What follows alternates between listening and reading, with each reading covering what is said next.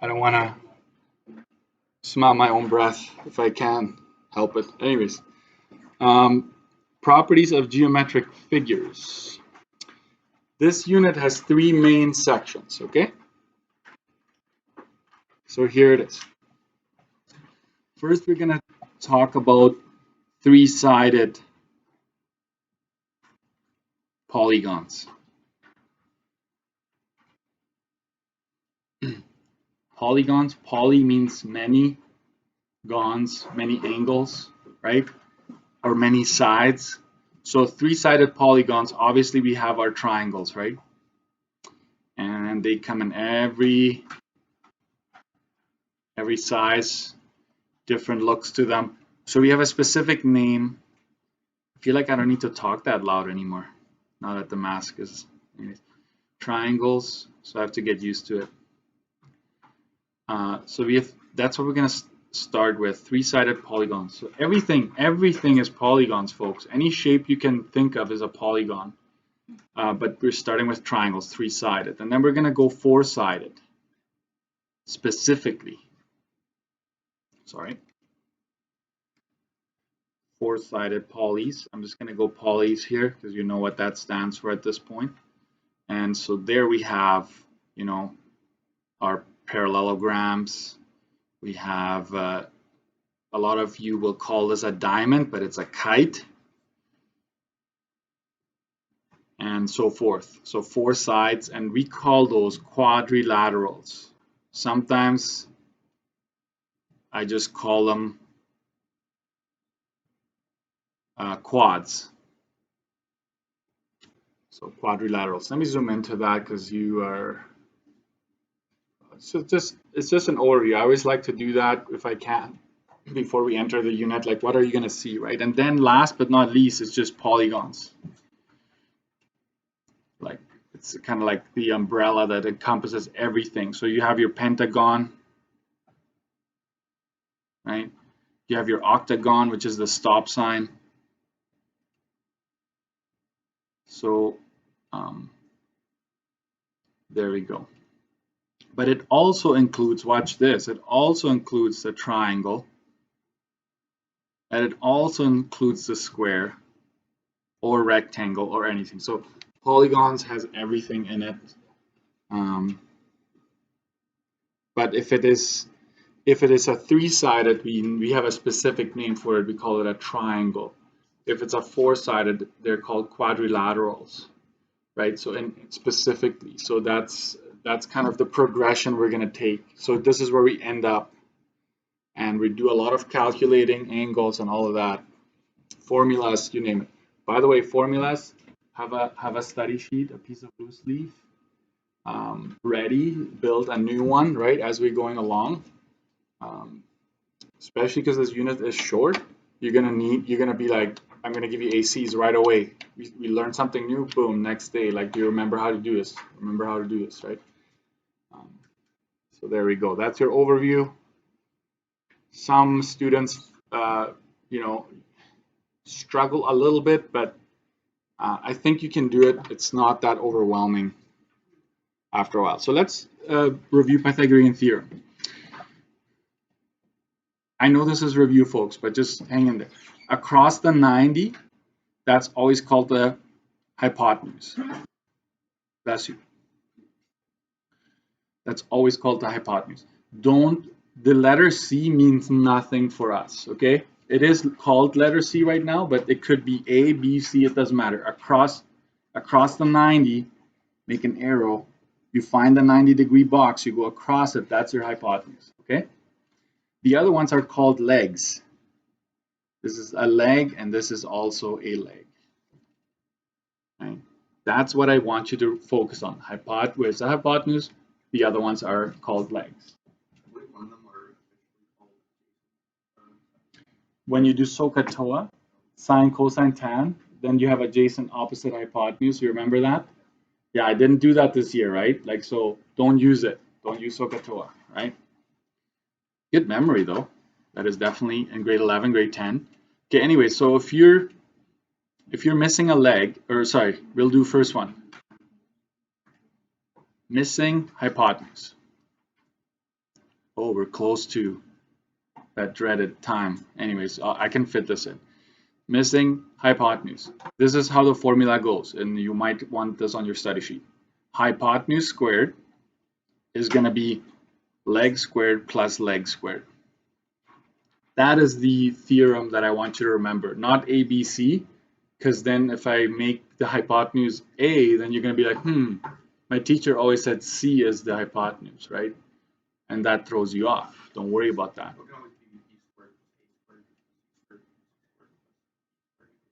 Right, it can mix up, so just focus on figuring out these, okay?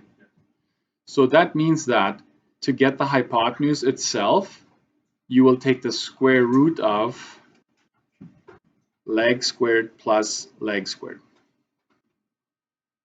That's the formula. Okay? And let's do the next case. The other one is missing. If you're missing one... All staff and students, attention all staff.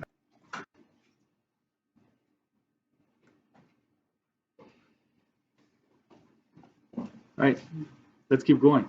The other case is when you're missing one of the legs. In that case, I need you to know that it would be like this.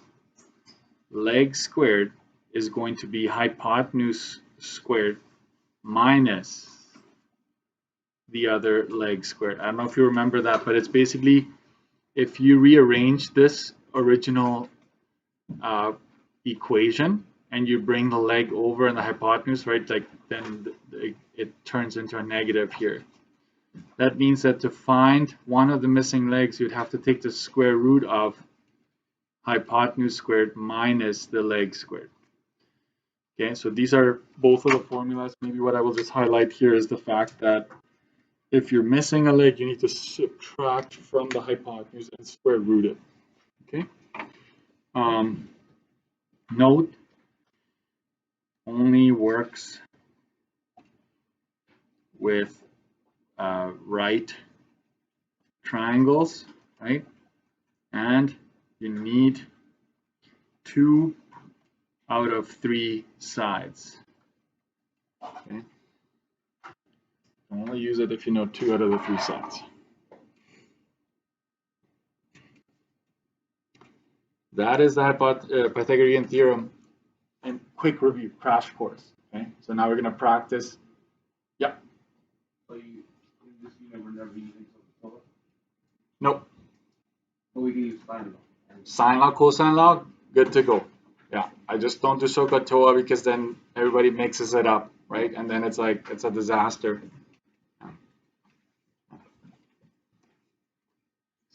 All right. Moving on. Next page. I'll show you one example. And then I want you to try it.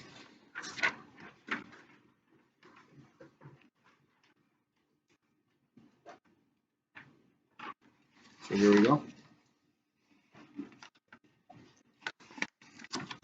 So this, the primary trig ratios, SOHCAHTOA, I want you to do this here on page 175.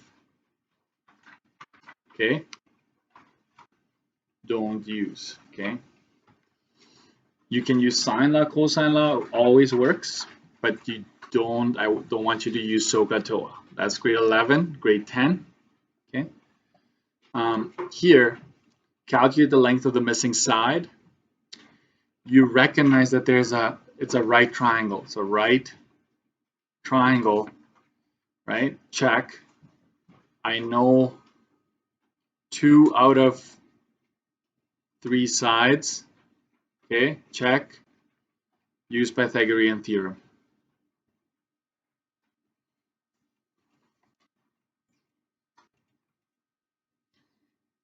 A lot of students think Pythagorean theorem is only good to find a missing side, but it is also good. It's used in construction to check if a corner is actually square, if it's a 90 degree at that corner. If they're building the walls, right, of this room.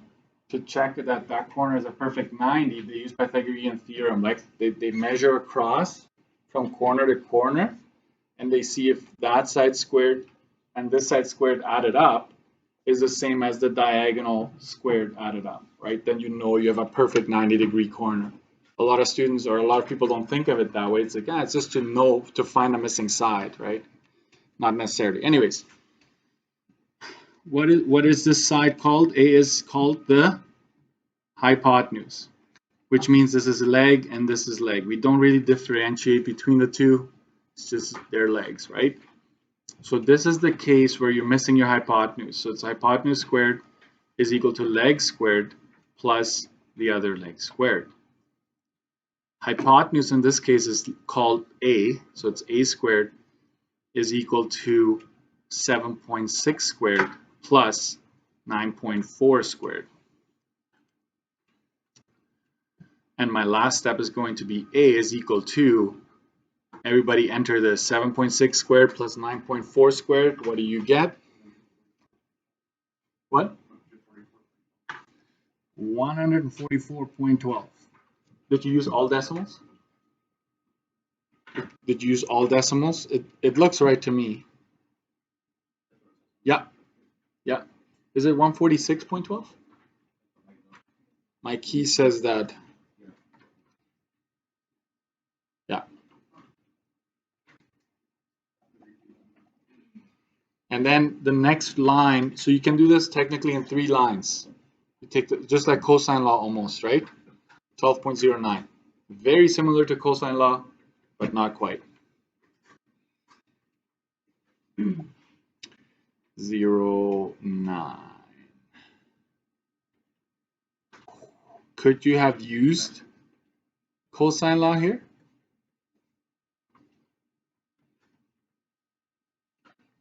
S, A, S, sine, angle, sine. And I can guarantee you would get the same answer. Maybe off by a little bit, but essentially the same thing. But I think this is a lot faster if it's a 90, because cosine of 90, what do you think it is?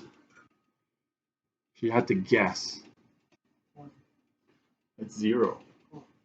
So you know how you go minus 2 times those times 0, so that whole thing shrinks to 0, and you're just down to this anyways. If you have your cosine law formula, it shrinks down to that. How about this? Cosine of 90 is 0, right? If you ever want to brag or show off to your friends, right? You know the cosine of 90? I'll give you $10 if you guess. But careful with that, they might know. Anyways, I want you to use the Pythagorean theorem to try these 3 triangles. The third one is a little trickier. Let's talk about it first, because I want you to try all 3 just now. When you have 2 triangles back to back, which one should you start with? You start with the one that gives you the most information. And you find the side they share. So let's call this X. So you focus on this triangle, find this side, and then you move over to the second triangle and try that again. Okay? Okay, let's try this. And I'll pause it here. Wherever you ended up, that's fine. Because this should be somewhat of a review, so just follow along here. I'm missing the hypotenuse here. So you would have to go y squared is equal to 69.3 squared plus 47.6 squared. Then next line is y is equal to, if you want y, you need to square root the other side. Otherwise it's y squared. Okay, that's the rule here. This is 7068.25. So you get 8407 centimeters. And it has to be the longest. The hypotenuse is always the longest out of the 3. So we check, and yep, it makes sense, right? Next one here. Identify where the hypotenuse is. The hypotenuse is known. This is a leg, and this is the other one. So technically, you're missing one of the legs. So you got to go a squared is equal to hypotenuse squared minus the other leg squared. So A is equal to square root of 6,021. A is equal to 77.60 millimeters. And it makes sense because the hypotenuse is the longest, right? Next, I'm going to start with this triangle here. If you look at where the 90 is, this is your hypotenuse. So that means that I'm missing the leg there. So x squared is equal to 89.5 squared minus 68.4 squared. X would be equal to 3,331.69. X is equal to 57. Watch what I'm going to do here. I'm going to use 4 decimals at least, because that's not yet what they want. They ultimately want side P. In triangle number 2, so this was triangle number 1, right? Triangle number 2, X is also one of the legs here. So this is your hypotenuse, and that's what's unknown in this triangle. So P squared is equal to 57.7208 squared. This is this leg here, plus the other leg squared. P is square root of, if you didn't do 4 decimals, that's fine.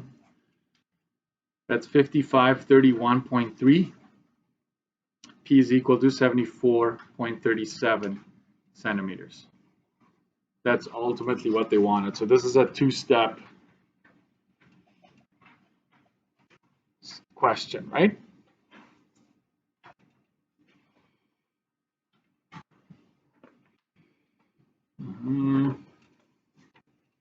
Let's keep going. Write this down if you're still writing it down. And I'm going to skip a couple.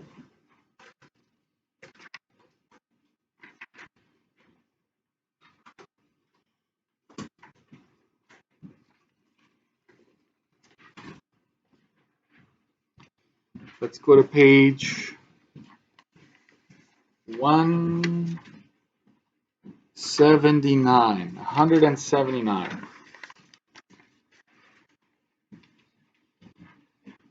And this is what I want you to highlight here. Working with properties of triangles. And more importantly, we're going to call this on 179 right up top here. You'll write down classifying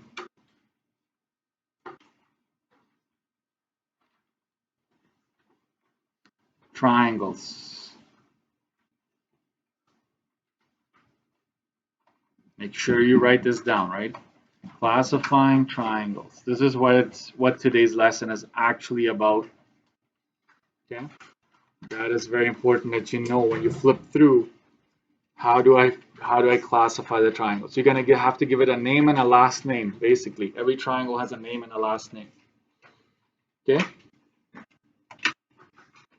A property is a characteristic that classifies the object, right? You classify the object and distinguish it from the other types, right? Obviously, the property of a triangle, it has 3 sides. It's closed. Watch this. Go ahead. Sum of interior angles is 180. So write this down. This is what I'm going to use a lot. I'm going to say this. Sum of a triangle is 180 degrees. Like whenever you see me using that property, I will write that down quite often in the notes.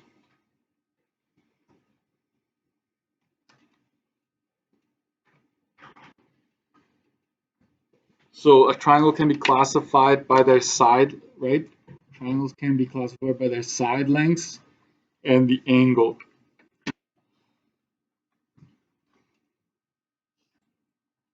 This is probably something you might not want to actually have this whole diagram in there, but you want to know these 3 names, right? A triangle can be defined as acute, right? If all 3 angle measures are less than 90. Okay.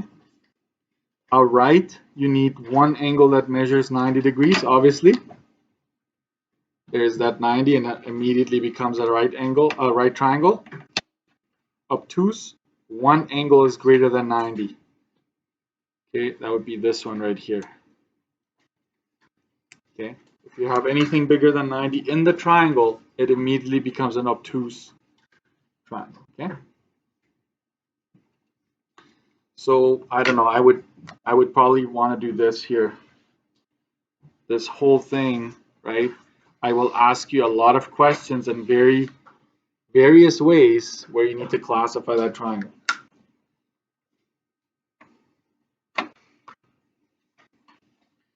Okay, so next page on 180. This one I would highlight as well. This is by side length.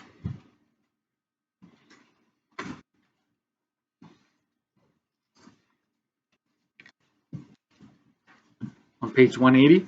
So we have the equilateral, three sides of equal length and three angles are the same. This one I would say I want to add something to this one.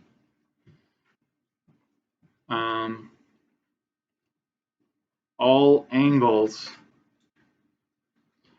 are equal to what? 60 degrees. They're always 60. If all three sides are the same, they're always 60 degrees every single angle. So that one can only be acute. There's no such thing as an obtuse equilateral triangle. Okay, so just keep that in mind. Isosceles, two sides are of equal length and two angles are of equal measure. If you have a pen or something that has a different color, I want you to do this real quick. Always listen carefully to this because sometimes the triangle is sideways or whatever. Across from the two sides, right? It's the two angles that are across from those two sides that will have the two angles that are the same. Okay?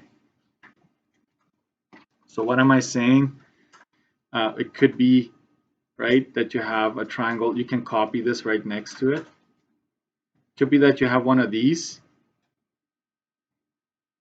a triangle that looks like this, and watch, the markings are going to be here. Marking there, marking there. So which two angles are going to be the same? You follow this side to its angles, this angle and that angle here. It's these two angles are going to be the same because those are the two angles that are across from the equal sides. Does that make sense? Right? If all angles are different, then you have something we call scalene here. All sides are different lengths and no angles are of the same measure. Okay, so watch this. This is how you would know for sure. If you have a triangle that's marked like this, and three here, that's telling that all three sides are different. Right? If you have this, this, or this, all three sides are different. Alternatively, watch the notation here. If you have an angle that is marked like that, this angle is marked like that, and this angle on this side, this corner is marked like that, it has three. It's telling you that all three angles are different, therefore all sides must be different. If you can wrap your head around it, that if you have like a 50, a 40, and a 90, all three angles are different, the sides must be different as well. Okay? So let me do this here for you real quick, just to give you a short, this is what I would say you should have on your study sheet. I'm going to go back to 179 and use the bottom of that page. At the bottom of this page of 179, I'm going to do this. I'm just going to make sure I have. So if you go by angles, you have three options: acute, right, and obtuse. And if they're asking you to classify by side length, you have three options. You have equilateral, you have isosceles, and you have scalene. Right? So this is kind of like the first name and the last name. I don't care which one you do first, by the way. If you say it's an acute isosceles or an isosceles acute, it sounds weird the other way, in my opinion, but it doesn't matter. I will honor it, right?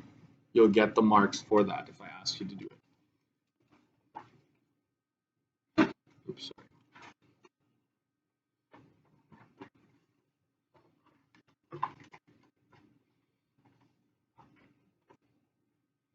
So let's go to 181. There's a blank page there. This booklet doesn't have a lot of practice examples for you, so I'm just going to give you some to practice with.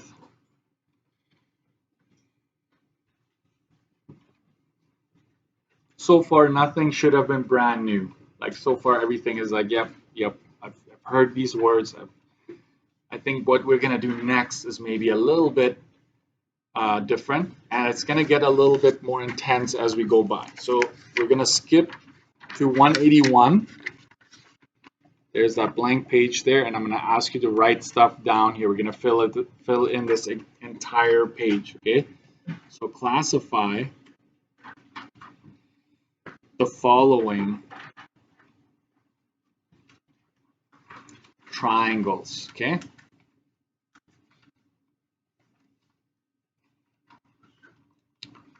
So A, I'm going to give you, let's just copy them down for now.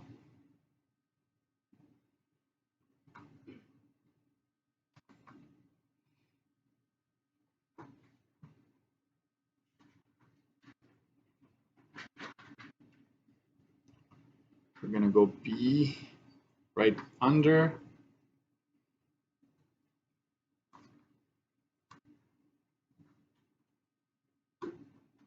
Like that.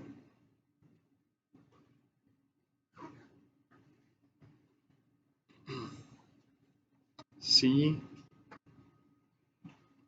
Make sure the markings are on there.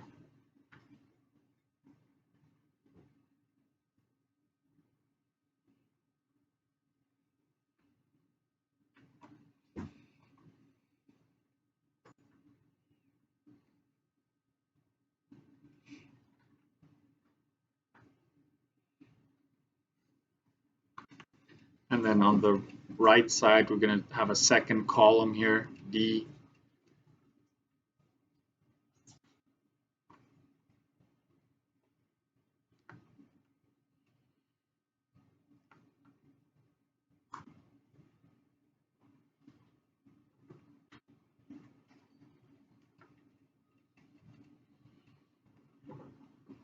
So you have to be as specific as possible when you do these.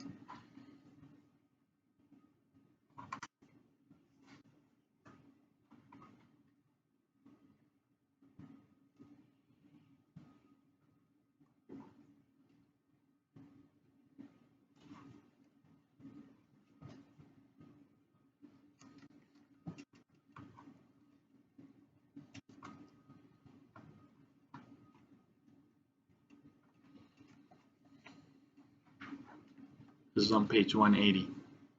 81, sorry, 181.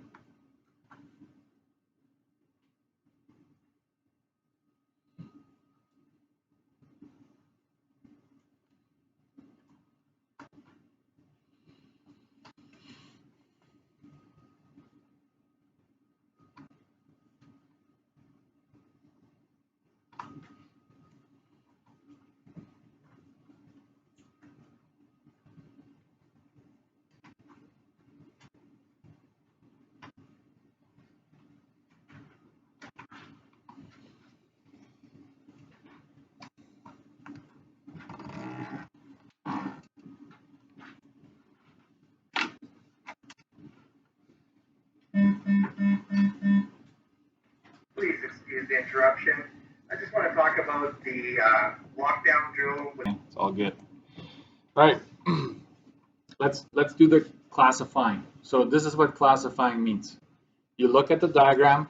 If there are numbers, great. If there are no numbers, don't try to come up with numbers. You can't, right? You just have to look at the markings.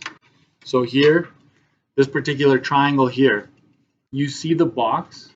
I would immediately say this is a right something.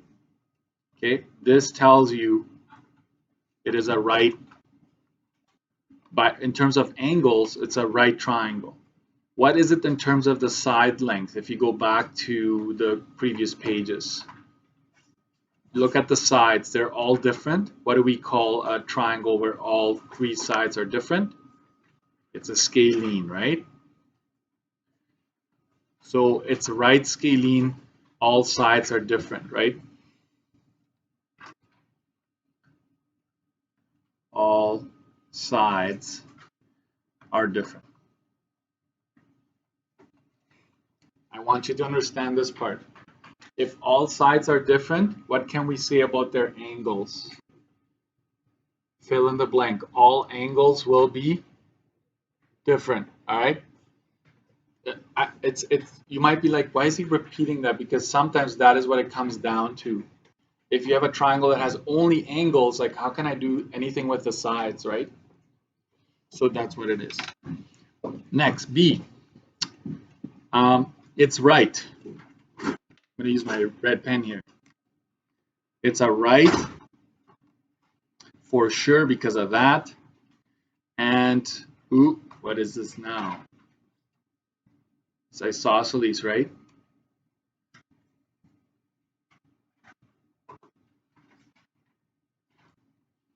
Because of the two markings, right, that are the same there. It's telling us that these two sides are the same. What do we know about the angles across from these? This one will be the same, and this one will be the same. Any guess as to what they could be? 45, right? Would it make sense that it's 45? Because if you take 90 away from 180, you're left with 90. You got to split that evenly. That's 45. Anyways, next. What about this one? I always like to do angle first. This one looks obtuse to me. So it's an obtuse, and then by side length, scalene. Okay? Obtuse scalene, that's what this one would be. So no numbers, just look at the diagram. It gives it away, right? Definitely bigger than 90. Let's go over to this guy. Be specific. If you're not specific enough, you're not going to get the full marks. Watch this. This side is 60. These two sides are the same, right? So this is 60. What are we expecting this angle to be over here? 60. Does that? So if this is 60 and that is 60, what must this one be? 60, right? So this is an acute equilateral. And you're like, aren't all equilateral triangles acute? Yes. So you don't have to have the acute there, but I'm just sticking with the plan. But convention has it that we don't include that. Okay. Next, markings and numbers. They're important. So this is 25. If this is 25, then this is 25. Which means I can find the third one. If they're numbers, you better use them. Okay. So what must that angle up here be? 180 minus 25 minus 25, 130, you're right. Okay? So that means that this is an obtuse, what? Obtuse isosceles. Okay? It's an obtuse isosceles. What about this one? You put right, I hope you put right down right away. And then you need to look out for numbers. If this is 45 and that's 90, 45 and 90, wait a minute. I will do the math, Mr. Erickson. 180 minus 90 minus 45. I'm left with 45 degrees, right? This is a 45 now. What's so particular about that? That means that, watch, this is going the other way. That means that this side will be the same as this side, right? It's an isosceles. It's a right isosceles. Sorry, it kind of got butchered there a little bit. And I'm just going to leave it at that for now. Okay? Yeah, go ahead. All right, so next, I want you to go to, in the work booklet, the second booklet that I gave you. And I want you to try